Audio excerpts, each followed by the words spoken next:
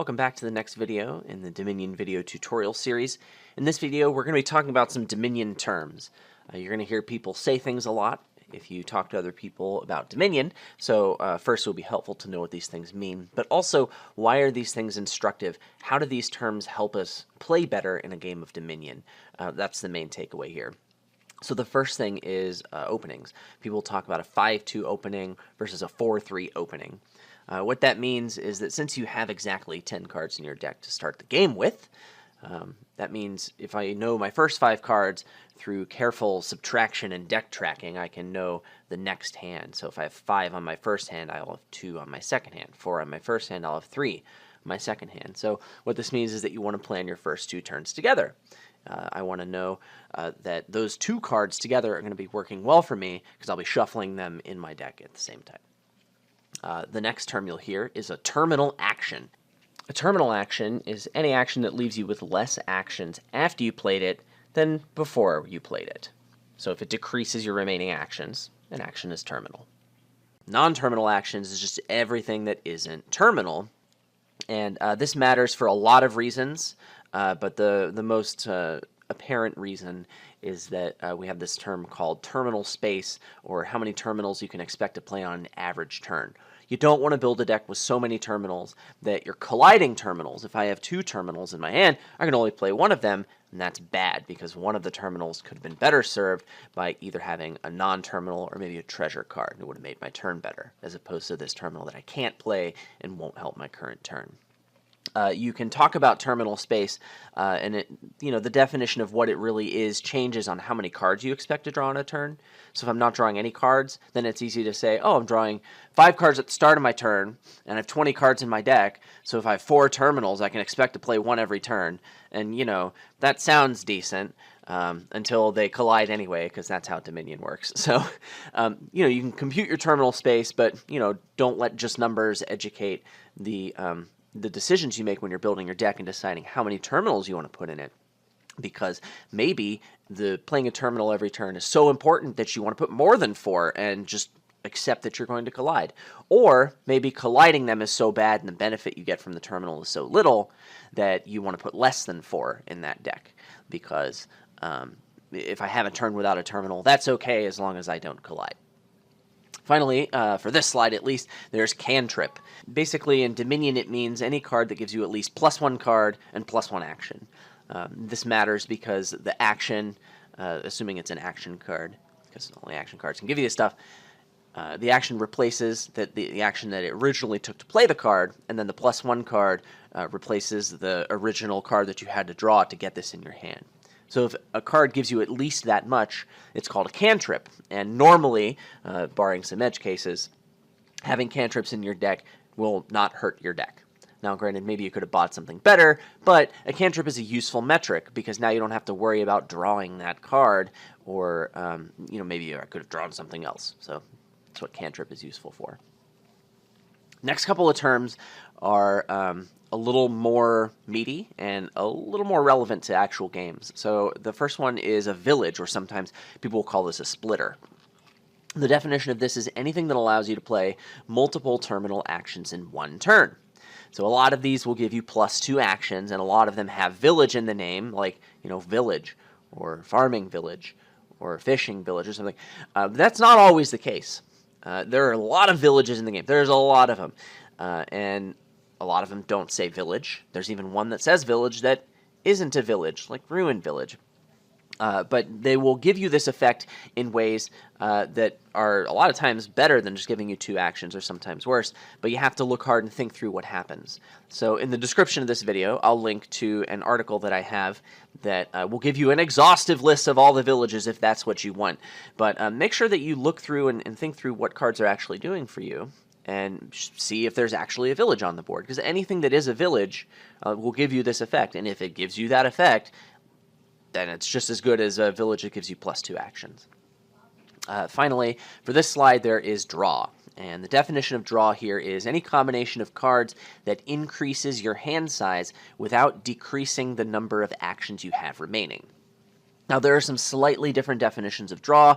They're just as valid. That's fine. We're going to work with this one because it's my video and I chose this one, I guess. What does that mean? It means that Laboratory, that's a draw card. You play it, you get your action back, and you have 2 cards, and it only took you 1 card to initially draw the lab. So you start with 5, you play the lab, you end with 6 cards in your hand, and you don't have any less actions than what you started with because the lab gave you an action. The card Smithy, that is not draw, because even though it increases your hand size, it decreased the number of actions, so that doesn't work. But if you take Village plus Smithy, that combination of cards, if I play a Village, then I play a Smithy, that was draw. Because at the end of that, I still have 1 action remaining, but I increased my hand size. I now have 7 cards in my hand instead of just the 5. So, draw is a combination of cards that will achieve this effect for you. And when you're evaluating what draw cards are, again, I have an article that I'll link in the description. Some of them just work for you. Some of them require some support. And the most common type of support that a draw card would require is a Village, right? Smithy is one of those cards that requires Village support in order to give you that draw effect. So you can take a look at all of the draw cards, but when you're thinking about, can I increase my hand size on this board, well, you can look at the draw and make sure it has all the support that it needs. Think through, am I going to increase my hand size, etc. The next term that I want to talk about doesn't have a pretty standard name. You're going to hear a lot of people use a lot of different words to describe what they're talking about here. You might hear cycling, velocity, deck speed, anything like that. I don't want to use a standard term because the definitions are muddy or specific enough.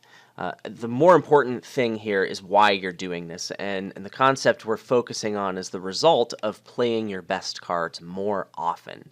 So I have cards in my deck, and I've decided some of them are better than others, and I want to play the better ones more often or when it's convenient for me to play them.